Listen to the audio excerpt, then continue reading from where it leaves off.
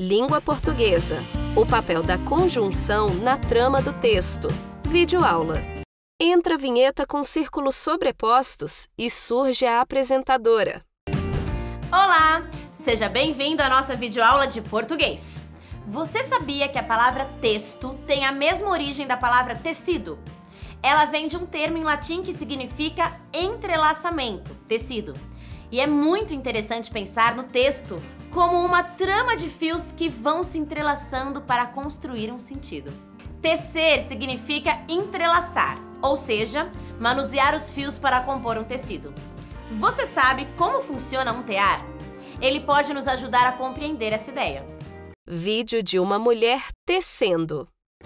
Note que os fios são cuidadosamente entrelaçados, formando uma trama perfeita, sem nenhum fio solto. Fazendo uma analogia com o texto, podemos dizer que as palavras são como fios, costurados por elementos gramaticais, formando uma unidade de sentido. Algumas classes de palavras, se bem utilizadas, garantem a coesão do texto. Hoje, vamos refletir um pouco sobre a conjunção e o seu papel na trama de um texto. Sabia que, além de conectar orações e termos de mesma função sintática, as conjunções estão diretamente ligadas à intenção comunicativa?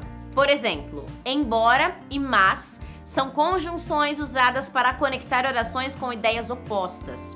Apesar disso, elas não causam o mesmo efeito de sentido. Veja só. Imagine que você esteja aguardando os resultados das provas finais. O professor pode te dar a notícia de duas formas. Percebi que você se esforçou bastante, mas infelizmente não foi aprovado. Embora você tenha se esforçado bastante, não foi aprovado. Qual das duas frases te daria mais esperanças? Concorda que a primeira cria uma certa expectativa, mas ela é quebrada quando aparece a conjunção mas. Quando a frase começa com embora, já temos uma ideia do que vem pela frente, não é mesmo? Nesse caso, não há a mesma expectativa da frase anterior. Entendeu como a escolha da conjunção pode alterar o efeito de sentido da frase? Esse foi só um exemplo de uso da conjunção em um pequeno enunciado. E no caso de textos mais complexos, como será que ela atua? Bora ver um exemplo concreto, um trecho de uma redação do Enem. Em 2019, o tema da redação foi a democratização do acesso ao cinema no Brasil. No site do INEP, encontramos uma cartilha do estudante, que apresenta algumas redações exemplares. Uma delas foi escrita por Gustavo Lopes Teixeira. Vamos ver como ele usou as conjunções no primeiro parágrafo do seu texto. No século XIX, os avanços tecnológicos e científicos proporcionaram às populações novas alternativas de lazer, dentre as quais se pode citar o cinema. No Brasil, atualmente, tal forma de diversão tem se destacado, uma vez que promove a interação com o público de maneira singular, isto é, gera muitas emoções aos indivíduos. Note que, neste primeiro momento do parágrafo, ele apresenta os benefícios do cinema. O próximo período será iniciado pela conjunção apesar disso. Vamos ver qual será a ideia que ela vai introduzir. Apesar disso, verifica-se que em nosso país o acesso ao cinema não é disponibilizado a todos os cidadãos, seja pela falta de investimentos, seja pelo alto custo cobrado por empresas para assistir a um filme.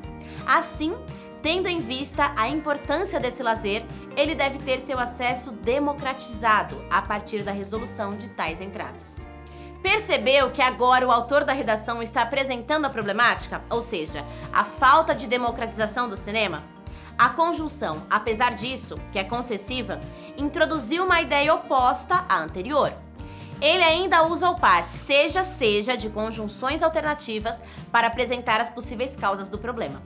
A conclusiva, assim, introduz o ponto de vista do autor sobre o tema. Nesse trecho da redação, vimos que seu autor usou as conjunções para conectar as partes do texto e deixar claro seu posicionamento sobre o tema. Entendeu como as conjunções conseguem amarrar as ideias em um texto? Bem, por hoje é só. Espero que tenha gostado deste tema e não deixe de aprofundar os seus conhecimentos, pois o assunto não se esgota por aqui. Até uma próxima! Entra a vinheta de encerramento.